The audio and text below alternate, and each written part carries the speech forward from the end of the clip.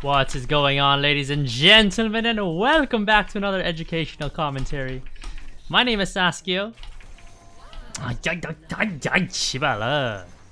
Alright, hello ladies and gentlemen, and welcome back to another educational commentary. For those of you guys new here, basically what I do is I commentate everything that I'm thinking about. Everything that I'm doing in a game so that you guys can see the consistencies across all my games and apply it to yourself. So, in today's game, we are playing against a Kai'Sa top with Flash Ignite, and I have decided to counter back by running Flash Ignite of my own and running Press the Attack Triumph along with Taste, Eyeball Collection. This is the runes that you generally do want to run when you're playing against another ranged top laner that you do want to fight back head on. Before we jump into the laning phase, we are playing an Emerald Elo.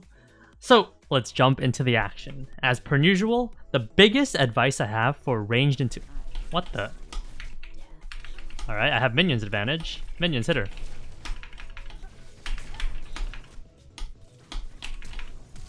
Oh!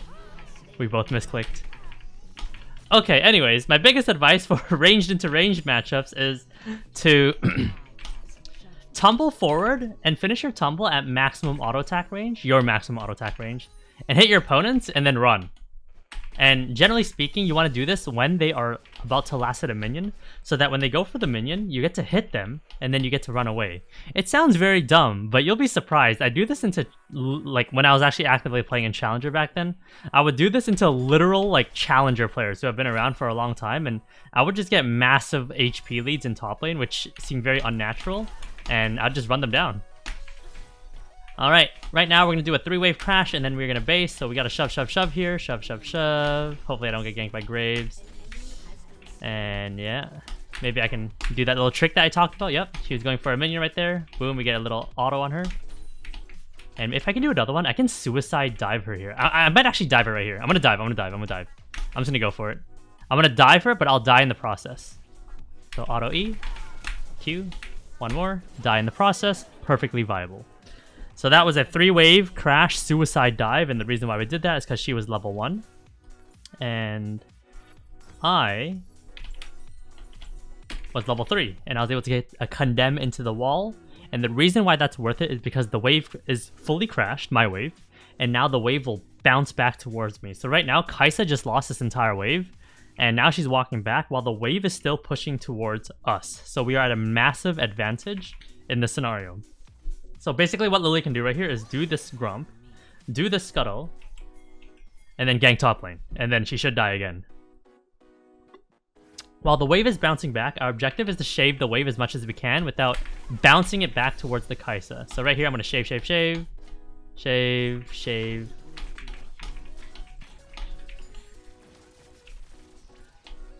And hopefully Kai'Sa walks up here. Yep, and then maybe we can run her down. Get her E into the wall. Yep, perfect, and she should die here. Yep, very straightforward gameplay. And now we are going to freeze the wave as long as Lilia doesn't push out the wave. And now Kai'Sa will continue losing more and more minions. And how we know we have a freeze here is because the wave... I believe... Wait, no. I think it's bouncing back, actually. We'll see. We'll last it for a second and see what happens. But regardless of which way the wave goes, we are still perfectly fine. Wow, I'm surprised. That wave is actually bouncing back towards her. I guess because of all that weird stuff that happened. But we'll see. It seems pretty even right now. But 50-50. Anyways, we'll hold whatever's going on here and just last hit. When Kai'Sa comes back, we'll try to 1v1 her, or we'll let the wave bounce towards us and poke the Kai'Sa. We'll see. Right here, it looks like the Kai'Sa will be forced to walk up as a level 3 Kai'Sa. And I will be able to fight her because she's forced to walk up. And she's not going to have a good time. And looks like I have a flank from Sylas right here. A ward for Sylas. Yep, and she has no flash. Perfect. And I don't think I have to pop Ignite here. So yeah, we get another kill on Kai'Sa. And the Kai'Sa's not having a good time. We're just going to push out the wave and then we're going to crash it and take our base and grab a bunch of items. Because now she's at a massive disadvantage. And actually what I'm going to do here, guys, is I'm going to slow down the wave. I'm going to wait for Kai'Sa to walk up on the next wave right here, on this cannon wave, and I'm going to try to poke her a little bit and then suicide dive her again. So we're going to wait for her to come back. She's probably going to use her W on one of these minions. And then I'll try to take any trade with her, even if it's a bad trade. where I only get a Q auto and then she gets like an auto Q onto me. So we'll wait, see if she walks up, and then try to suicide dive at level 3 Kai'Sa again. I think she's sitting at her turret though, unfortunately. So I will poke her pretty aggressively underneath the turret, and we'll see if we can get something done here. So auto right here. Auto right here. Maybe we can sneak in another auto right here.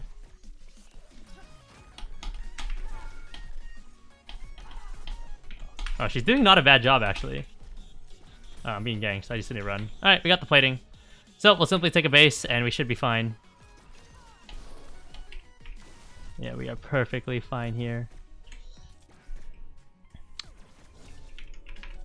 And we will grab our Berserker Greaves so that we can move quickly. And let's grab a static shiv. Let's change up the vibes a little bit. Again, as per usual, everyone knows the meta build for Vayne top is Blade of the Rune King, Rage Blade with Zen, and then you build whatever you want from there. But that build gets really boring, so we are going to just randomly build random different items and then commentate on the scenario and go from there. So let's get to the top lane, farm some minions. That Kai'Sa played really well there not to get dove. If she allowed me to auto attack her like any more times or even break one PTA, I would have just solo suicide dived her and then she would have fallen very far behind because she doesn't get to catch the wave. So right now we are doing a 2 to 3 wave crash, though it looks like it can be a 3 wave crash here. I'm gonna do a 3 wave crash here where you're basically stacking a 3 wave cannon crash where you stack a cannon minion, cannon wave, with a non-cannon that's coming right now and a non-cannon that's spawning after the one that's about to show up right now. And what that does is that allows you to stack the maximum amount of waves needed, and then you'll crash it, and then you'll have a really big wave going to the crash. So if you get ganked by the enemy jungler, you can turn 1v2, or if you have a really big wave, the enemy team will lose a really big wave. Looks like though right now, maybe the 3 wave crash was a little bit of a stretch because it does appear that the wave did not meet close enough to my turret. So yeah, it's going to be awkwardly meeting with the 3rd wave right here. But again, we're going to poke this Kai'Sa and try to see if we can set up a potential tower dive here. And this guy's doing a really good job of not getting randomly poked. There you go, that's one right there. That's another one. Perfect. And I'm gonna dive him right here.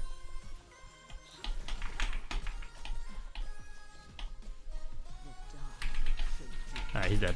Okay, he's dead.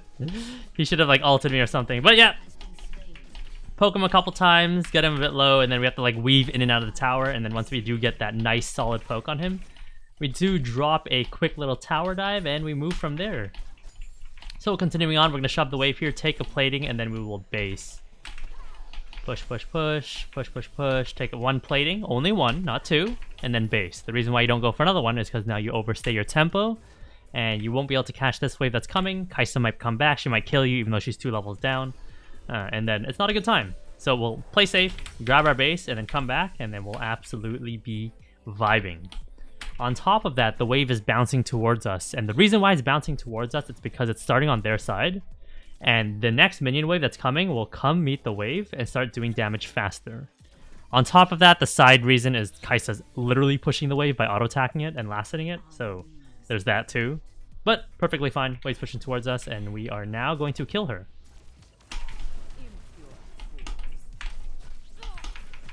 She should be dead here. Goodbye. Basically what happened right there was I did a strategy called Invisibility Engaging. I also call it the Alt Q Engage. Whatever, you can call it whatever you want. But basically what you're doing with that strategy is you are going invisible about 3 flashes away from them, because that's the vision range that champions tend to have and minions tend to have. And then they don't see you coming because you were never on the map for them, right? And then basically what that does is that allows you to get as close to them as possible. And then you can now open up and start killing them because they didn't expect you. Now all of a sudden you're beside them, but then you're a way stronger champion than them, so you just start doing your damage. So right here, we're going to poke the Kai'Sa occasionally and maybe set up another dive. If not, we'll take plates. It's a win-win scenario no matter what for me.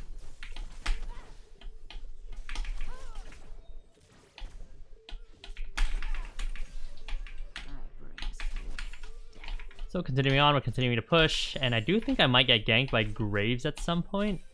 So we do have to prepare ourselves for that, but it should be pretty straightforward to kill them both, because I'm pretty far ahead of them.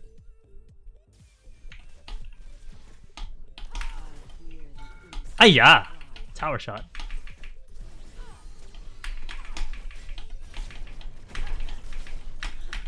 Oh, that is unfortunate. She did land everything. I could have flashed the W there, but that was my mistake. And she had Ignite advantage over me. Unlucky. And I tanked the tower shot too. That's kind of tilting. Unfortunate, but it is what it is. Let's grab the Static Shiv and grab... Let's see... We can grab the Trinity Force, which is a build I'm not a big fan of. Sure, let's go for it. Let's grab the... Wait, what?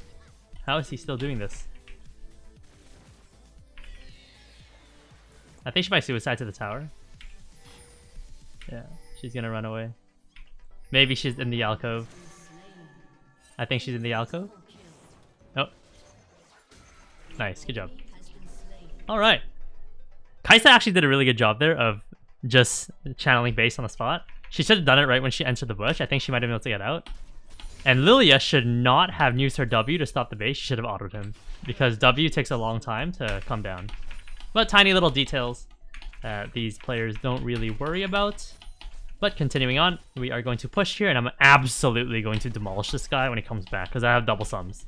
And I have a Sheen along with my Static Shiv. They're going to get demolished. So let's continue pushing. Graves is top lane. Lilia wanted to get some engage time on him, but she unfortunately didn't go for it. So we're going to push here, push, and I'm going to essentially push 24/7 and wait for Graves to gank me. So in this position, I want to get ganked. And the reason why is I'm just going to kill them both when I get ganked. That is my game plan. So auto right there. Auto on Kai'Sa. And looks like the Kai'Sa isn't walking up, so I'll just hit the turret.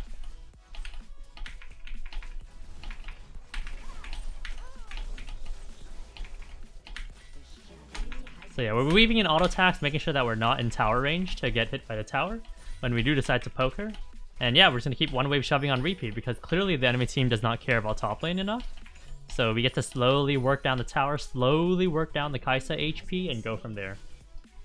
And it seems like their bot side's also having trouble too, which is a really tilting thing to happen. But this is ultimately at the end of the day, Kai'Sa's fault for dying level 1 to me and Lilia, and then getting demolished level 1 by fighting in the middle of a minion wave, when she should have fought outside the minion wave or played a lot slower.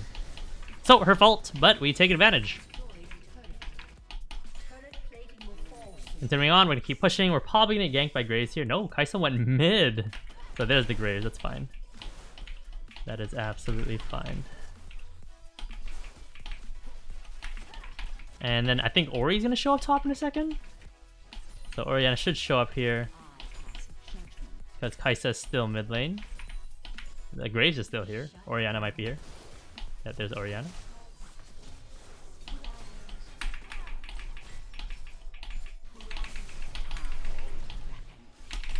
Oh. Okay, my bad. Absolutely trolling. Alright, regardless, that's fine. We get our Trinity Force here by the time we are back up. And right now, our next objective when we spawn isn't to go bot lane. That doesn't make sense at all, because you'll end up dealing with 2 people. What we're going to do in this scenario, since there's no objectives up, the next objective that's spawning is Herald, and I do want this Herald. So what I'm going to do here is I'm going to go top lane. I'll push out the wave. I'll push out the wave past here, and I'll clear the wave right here. The wave's going to go crash underneath the tower, and Orianna or Kai'Sa is going to deal with it. And when Orianna or Kai'Sa deals with it, here's what I'm going to do. I'm going to rotate over to take camps, to take scuttle, maybe blue buff, maybe even gank mid lane and help mid turret. That is my plan, and here's the reason why it works. When you push top, someone on the enemy team reacts to it, and when they react to it, you physically see them on the map. And when you physically see them on the map, you can't die to them because they're there, right? Unless they have an like global ability range or something. But yeah, anyways, let's kill this guy fast. Flash over that, quickly kill him, and then we'll push out the wave and do that exact plan that I just stated. So push. And if the person's obviously dead, I might actually just take the tower. But I don't think I'll be able to take the tower here because Orianna will be back up, but we'll see. Let's push here, and then we'll see what happens. We do have Static Shiv. It is low-key a strong item when it comes to the split pushing department. So push, push, push, push. 12 seconds. I can probably get some hits on the turret because I have 2 melee minions right here. So let's go for it. Quickly plop a ward down, and let's see if we can hit this turret. If not, we'll attack the Graves and get his HP down. Now we'll push the wave, and then we'll rotate into Graves' jungles and take his camps, which was the original game plan. So let's rotate in. I know the red's down. Red's down. Okay, Ezreal's top. Check the Krugs. Krugs is up, so we'll grab the Krugs while the enemy team is dealing with the wave I just shoved in.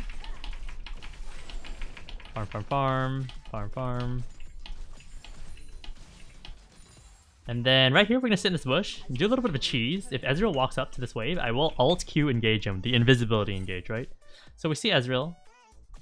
He is planning on walking back up, so I'll do the invisibility engage right here. So right here, go.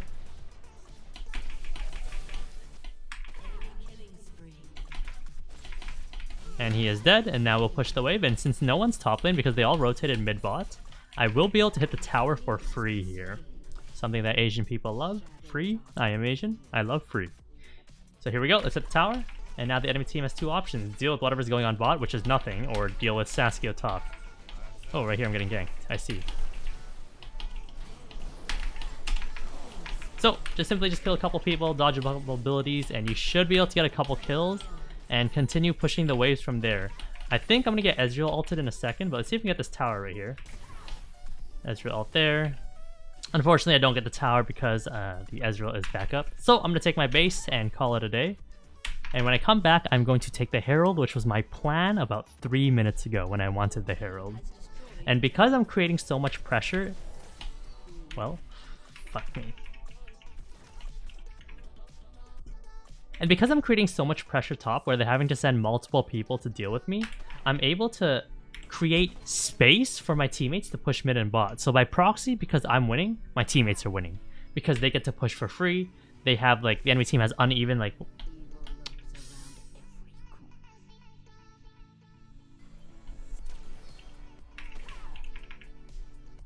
I'm getting harassed. This is harassment. There's Kaisa. I'm gonna now finally take my base. And we now are absolutely golden. So we'll buy our items here. We have Static Trinity. In this position, a lot of people will tend to go Immortal Shield Bow. I will build Bloodthirster to keep it spicy. And the reason why a lot of people go some kind of lifesteal item here is because Static Trinity does not offer lifesteal. So then you need some kind of lifesteal in the third item slot. Otherwise, you'll be sitting on D-Blade. Unless you want to argue with Saskio why Bloodline's good on Vayne, which I'll easily counter back why Bloodline is not good on Vayne. But that is an argument for another day that we can handle. So right here we want the Herald. And the reason why we want the Herald is because everyone's going to play around the Dragon at some point. And I want to be in a position where I can pressure while the enemy team and my team is fighting over Dragon. So right now, unfortunately, Dragon is spawning in 10 seconds. But that's still perfectly fine. I can probably grab this and then start pressuring top lane. And then try to pop the Herald as everyone is standing around the Dragon area. And right now, I don't think that plan will work out very nicely, but we'll keep going. Grab the Herald and then we'll see. Okay, Herald achieved. Let's go run top. Run top, run, go, go, go, go. And then we'll pressure top. And we can take this tower in one shot. And again, right now the enemy team has 2 options. Deal with Saskio or go to Baron. Right now in this position, I think they're sending Kaisa top to deal with me. And then my teammates might end up losing Dragon anyways because it's a 4v4. It seems like my 4 is weaker than their 4. Oh, Kaisa's there, so I get Inhibitor. Engage, guys. I can push for free. So let's keep pushing here. And let's crash these Heralds. Get a couple damage onto Orianna here. Orianna's dead, and let's continue pushing. Pop my ultimate, grab a couple damage. Tower should drop here. We can kill Graves with my Ignite. He's gone. Kill Kaisa really quickly. Kaisa's dead, and since the entire enemy team is dead, they can't deal with me, allowing me to end the game. But ladies and gentlemen, if you guys enjoyed that video, make sure you guys drop a like, hit the sub button, and have a fantastic rest of your day.